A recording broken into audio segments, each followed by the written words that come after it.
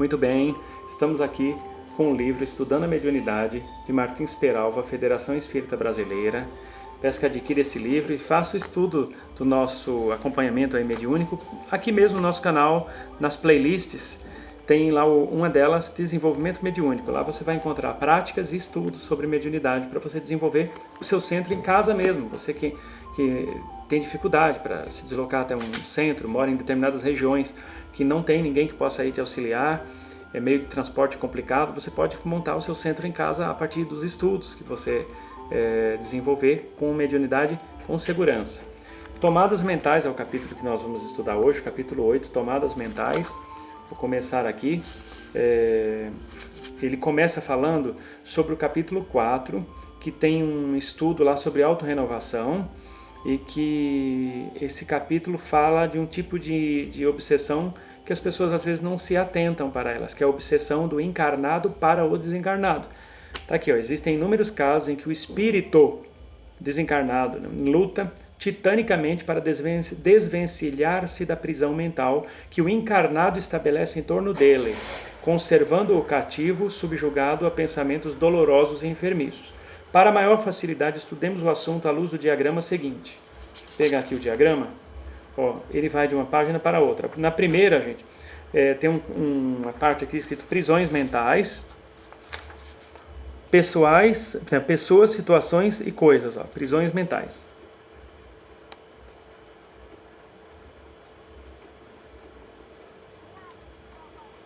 Muito bem. E continua o diagrama aqui, ó. Frutos da doutrinação, aqui ele vai colocar desligamento de tomadas mentais por meio dos princípios libertadores que doutrinadores distribuem na esfera do pensamento. Vamos lá, foca aí no frutos da doutrinação, depois eu trago a outra parte.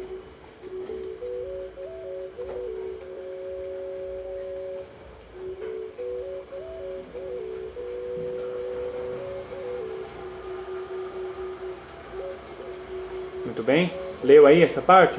Agora vamos para essa. Consolidação do equilíbrio. Estudo mais meditação igual renovação. Renovação mais trabalho igual libertação. Vamos lá, foca nessa aqui. Dá para ver direitinho aí, gente? Tá dando para ler?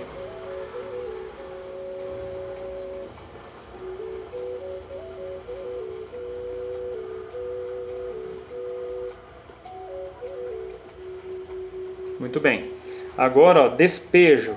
A ausência de afinidade em virtude de um encarnado modificar os centros mentais. Aqui, ó. Despejo.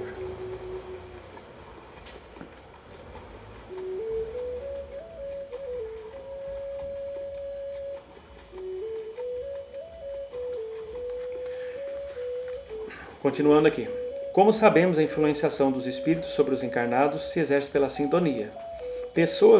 Pessoa cujos pensamentos, palavras e ações determinam um padrão vibratório inferiorizado estará a qualquer tempo à mercê das entidades perturbadas e perturbadoras. Em síntese, o efeito das obsessões se faz sentir invariavelmente mediante um traço de união entre nós e os espíritos, entre a mente encarnada e desencarnada. Vinculamo-nos aos espíritos pela fusão magnética, o que implica em reconhecermos o acentuado coeficiente de responsabilidade que nos cabe, por permitirmos que a nossa casa mental, ele coloca aqui entre aspas, casa mental, seja ocupada por hóspedes, ele coloca também entre aspas, menos esclarecidos. Existindo afinidade, haverá logicamente fusão magnética. A reciprocidade vibratória ergue uma ponte entre a nossa mente e a dos desencarnados. Quando deixa de existir esta compensação vibratória em virtude do esclarecimento nosso ou do desencarnado, a que muitas vezes impropriamente denominamos de perseguidor, haverá então despejo do hóspede. Inoportuno, a maneira do senhorio que manda embora o inquilino que não lhe pagou os aluguéis combinados. Despejado, o espírito irá em busca de outra casa mental, se as bênçãos do esclarecimento não repercutirem em seu mundo interior. Bom, aqui, como eu falei, ele mostra o diagrama, né? Prisões mentais, ele coloca pessoas, situações ou coisas, porque as prisões às vezes são relacionadas de pessoa para pessoa, ou de pessoas para situações, ou de pessoas para coisas. Essas prisões mentais, há espíritos que eles estão tão presos a determinadas situações que fizeram com eles no passado, que eles ficam revivendo aquela situação em busca de encontrar uma resposta ou de encontrar uma justificativa para perseguir e se vingar daqueles que ele considerava seus algozes. E há pessoas que são ligadas a coisas, a espíritos desencarnados são ligados a coisas. Coisas como objetos, materiais, bens materiais em geral. Há um caso de um amigo nosso que contou que o vizinho dele, com muito sacrifício, levou uns 20 anos para deixar a casa do jeito que queria. 20, 30 anos para deixar a casa do jeito que ele gostaria que a casa fosse. Com muita luta, com muito esforço, com muito trabalho, muita economia, deixou de fazer muita coisa para ter a casa daquele jeito. Até que a esposa resolveu separar e ganhou na justiça o direito de ficar com metade da casa e vender. Moral da história, vender a casa, separar o dinheiro, dividir o dinheiro. Com o dinheiro que ele pegou, ele construiu uma casinha no quintal do irmão dele. Pouco tempo ele durou, mais uns 2, 3 anos, depois ele faleceu de tanto desgosto. Esse meu amigo falou que ele passava no final da tarde todo dia na frente da casa e ficava olhando para a casa que foi dele. Depois que ele faleceu, ninguém mais conseguia parar naquela casa. Quem comprou a casa, ninguém mais conseguia morar ou ficar na casa, mesmo que alugasse aquela casa para alguém, porque ele estava na casa. Deu trabalho. Até esse casal de amigos contou que passou a fazer o evangelho todo dia em casa para o espírito que estava naquela casa da vizinhança. E num determinado evangelho ele abriu a porta da casa na hora do evangelho, os meus amigos fazendo o evangelho em casa, ele abriu a porta da casa, estava só encostada assim, a porta estava fechada, mas sem passar a chave. Ele abriu a maçaneta, entrou, olhou para eles bem triste assim, bem triste mesmo. Durante o evangelho eles pararam, olharam para o velho amigo vizinho, desencarnado. Ele olhou para eles assim, durou uns 15 segundos a aparição. Ficaram todos se entreolhando sem falar nada. Ele abaixou a cabeça, fez assim e foi embora. Parece que continuou um tempo ainda na casa. Mas continuou. Hoje em dia, até onde eu sei, não está mais. Graças a Deus, né? Então assim, tem essa parte, fala aqui, frutos da doutrinação. Desligamento de tomadas mentais por meio dos princípios libertadores que doutrinadores distribuem na esfera do pensamento. O termo doutrinador não se usa mais, tá? É esclarecedor. Quando um espírito vem num trabalho mediúnico e ele se manifesta contando, por exemplo, no caso desse moço, que estava na casa porque ele julgava que a casa era dele, ele sofreu uma injustiça por conta do divórcio, só muito esclarecimento para libertar um espírito desse, tá? Não adianta ir com violência, arrancar ele da casa na marra, vai arrancar você da casa, seu obsessor maldito, sai daqui. Não é assim que se faz um trabalho de renovação. Esclarece-se. Você vai esclarecer, você não vai doutrinar ninguém, você não vai, porque doutrinar dá a impressão que você vai converter a pessoa àquilo que você acredita. A ideia não é essa. A ideia é esclarecer a pessoa o custo e o benefício dela continuar naquela empreitada que está machucando. Imagina, ele já não tinha mais o corpo físico, ele ficava preso ao imóvel, sentindo ali frio, fome, necessidades fisiológicas, e ia chegar uma hora que ele iria definhar, porque o perispírito da pessoa começa a definhar. E aí? Mas aí era só ele entrar para uma falange de espíritos obsessores ou andar com outros espíritos mais experientes, que eles iam ensinar ele a viver no plano espiritual sem essas necessidades todas. Será? Há casos que sim, e há casos em que não. E outra, tem um preço para entrar para uma falange dessa. Tem um preço muito alto, aliás, vários preços. Então há que se tomar cuidado. O esclarecimento é sempre o caminho. No mais, quando alguém tiver encostado em você, um espírito desencarnado tiver encostado em você, esteja ciente que ele só encostou em você porque você estava vibrando na mesma sintonia que ele.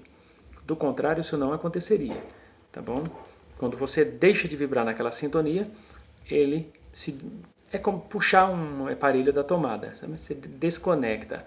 Agora, isso também acontece para os desencarnados que pedem ajuda, porque tem muita gente encarnada que quando sai do corpo durante o sono, um processo chamado emancipação da alma, vai até os desencarnados atormentá-los, culpando-lhes por ter morrido primeiro que eles, aquela viúva que não aceita a partida do marido, é aquela mãe que não aceita a despedida do filho, é aquele encarnado que tem um inimigo lá no plano espiritual e vai lá infernizar o inimigo já desencarnado.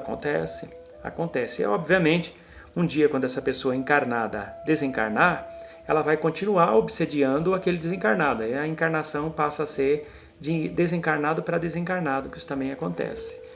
Bom, a consolidação do equilíbrio se dá através do estudo e da meditação. Ele coloca aqui a renovação interior, né? Se você se renova, você evolui espiritualmente. Se aquele espírito estiver atrasado, ele não te acompanha. Ele vai se afastar de você. Por isso a gente sempre fala para os médios, estudem, porque os seus mentores estão no nível muito evoluído. Para você continuar merecendo a companhia desses benfeitores espirituais, você tem que estudar muito e praticar muito a caridade, fazer muita oração, para a sua vibração estar compatível com a dos guias que você diz ter.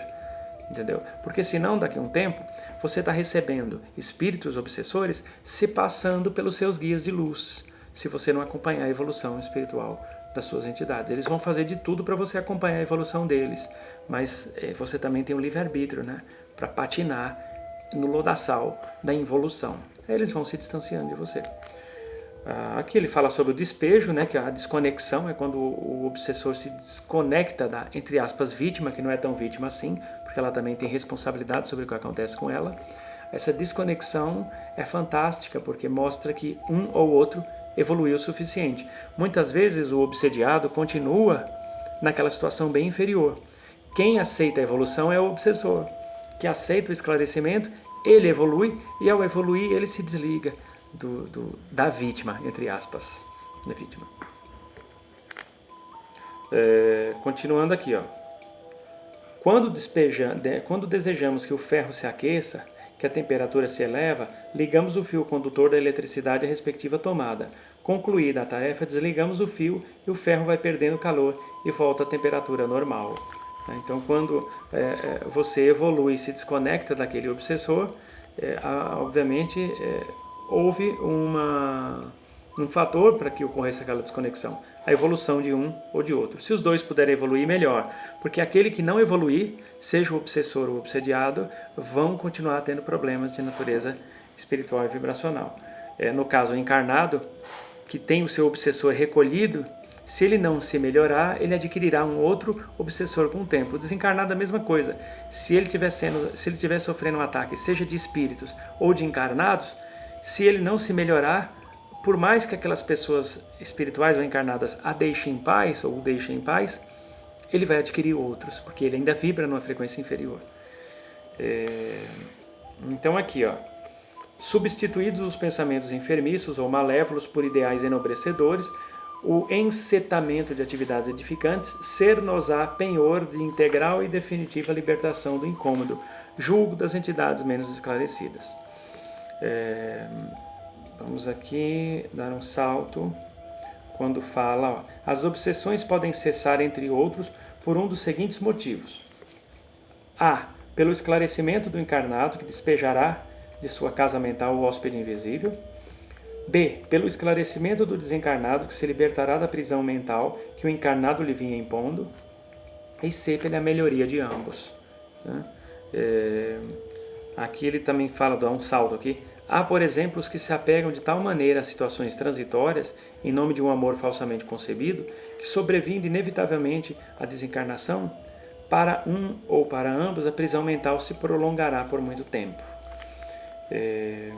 Aqui ele cita o caso de uma médium vidente que transitava diariamente pela porta de sua antiga residência e que afirmou estar absolutamente certa de que tinha morrido, acrescentando então, ó meu amigo, como está sendo difícil deixar a casinha, essa varanda tão gostosa, os familiares e os objetos. É bem por aí.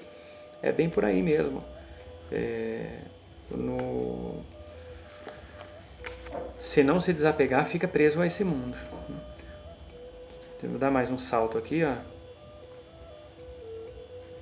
Sem que o verbo dos instrutores espirituais e a palavra dos pregadores e doutrinadores esclarecidos encontrem ressonância em nosso mundo íntimo, muito reduzidas ficarão as probabilidades dos grupos mediúnicos, mesmo os bem orientados, que trabalharem a nosso favor. Isso porque muito dependerá de nosso coração e da nossa boa vontade afeiçoar-nos ou não aos princípios libertadores da Boa Nova, trazida ao mundo pelo Divino Amigo e pelo Espiritismo, restaurada na plenitude de sua pureza e sublimidade. Gente, se o grupo de trabalhadores não orar e não vigiar, eles vão caindo o padrão vibracional. E por mais que os benfeitores, numa reunião mediúnica, tentem fazer o bem, ajudar os que ali procuram auxílio através daqueles médios, se aqueles médios não estiverem compatíveis com a recepção da energia dos espíritos de luz, o grupo não vai prosperar. Vai sofrer ataques espirituais por parte de obsessores e o grupo vai ser destruído. Aqui, para dar mais um salto, o assistente Aulus, respondendo a uma indagação de Hilário, o simpático companheiro de André Luiz, explica que os encarnados que não prestam atenção aos ensinamentos ouvidos nos variados setores da fé, nos círculos espíritas, católicos ou protestantes, passam pelos santuários da fé na condição de urnas cerradas, impermeáveis ao bom aviso, continuam inacessíveis à mudança necessária. Um pormenor que não pode deixar de ser referido nesse livro é o que se reporta à ação das entidades interessadas em que os encarnados não ouçam os ensinamentos veiculados pelos doutrinadores nas reuniões, envolvem os ouvintes em fluidos entorpecedores e conduzindo-os ao sono provocado para que se lhes adie a renovação. Esta notícia explica o motivo por que muita gente dorme pesadamente nas sessões espíritas. Temos ouvido frequentes vezes exclamações semelhantes a esta: não sei o que tinha hoje, os olhos estavam pesados e as pálpebras pareciam de chumbo. Excetuando-se os poucos casos de esgotamento físico em virtude de noites perdidas ou de excesso de trabalho, podemos guardar a certeza de que os acompanhantes desencarnados estão operando, magneticamente, no sentido de que tais pessoas adormecendo não vejam nem ouçam, e nada ouvindo nem vendo ficarão um longo tempo à mercê de sua incômoda e vampirizante influenciação. Às vezes esses espíritos não conseguem entrar dentro da casa espírita, ou do terreiro, ou do templo, ou da igreja, enfim, da sinagoga, não conseguem entrar, mas os fios energéticos deles ficam conectados às pessoas encarnadas que entram em busca de ajuda num ambiente de luz, e por esses fios eles entorpecem a pessoa para que ela não ouça nem veja os ensinamentos ali transmitidos. Logo, não ouvindo nem vendo, não vão evoluir, não evoluindo, não consegue se desconectar do jugo obsessivo. Tá? Outra coisa também, quando tem uma parte aqui do livro que fala que quando um encarnado vai a um lugar buscar ajuda por conta da obsessão, e lá ele absorve os ensinamentos daquele lugar, ele põe em prática a caridade e os ensinamentos, e ele muda de vibração, o espírito desencarnado se desconecta dele e vai procurar outra pessoa para encostar. Não é bem assim. Se a casa for séria, se o terreiro, o templo, a sinagoga, a casa espírita, enfim, for um lugar bem estruturado e sério, aquele espírito, ele é recolhido daquele médium, independente daquele médium avançar ou não no progresso. Ele é recolhido da vítima, que não é tão vítima assim, ele é desconectado e é levado para um tratamento. E nesse lugar de tratamento ele fica lá até que ele esteja apto a ser colocado de volta no convívio das sociedades espirituais, das cidades, dos mundos espirituais em geral. Do contrário, ele fica sendo tratado compulsoriamente. E a pessoa, por mais que ela abandone o tratamento, aqueles obsessores, pouco provável, vão atacá-la de novo, porque eles vão receber um processo de esclarecimento tão intenso que é muito difícil eles não amolecerem os corações. Agora, o encarnado, sim, ele fica à mercê de outros ataques, se ele não evoluir. Mas dificilmente, se uma casa realmente trabalhar direitinho e a pessoa procura um atendimento naquela casa, aqueles obsessores vão ser recolhidos, sim, independente da pessoa que foi ali buscar ajuda, se melhorar ou não. Eles são recolhidos e levados para... Agora, o vínculo entre eles vai se dissolvendo, porque mais tarde ou mais cedo os benfeitores vão fazer um trabalho tão bonito na cabeça e no coração daquele desencarnado que ele próprio vai aceitar se afastar daquele papel tão vil que ele estava exercendo. Agora, o encarnado fica aí no mundão, né? O encarnado fica aí no mundão. É isso, gente. O canal não é monetizado, então eu peço que vocês se inscrevam no nosso canal, divulguem o nosso trabalho, compre o livro do Martins Peralva e dê um like, tá bom? Conto com a ajuda de vocês mesmos. Se inscreva no nosso canal e divulgue o nosso trabalho, tá bom? Muito obrigado, que Deus lhe abençoe e até a próxima oportunidade, se Deus assim nos permitir.